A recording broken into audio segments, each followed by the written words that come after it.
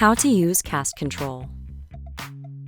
You can use the Cast feature in many apps to stream audio or video to a Cast-enabled device, like a Chromecast or Google Nest speakers or displays.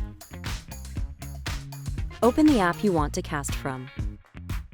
Tap on the Cast button. Choose the device you want to stream to.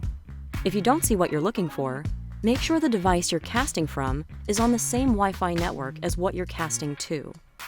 The Cast button will show you when you're connected. Use the controls in the app to play, pause, and more.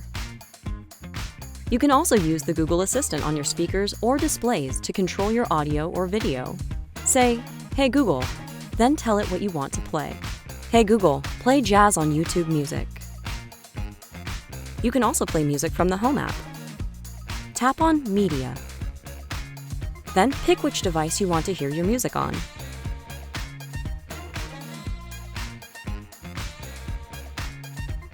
The Home app will play music from your default music service.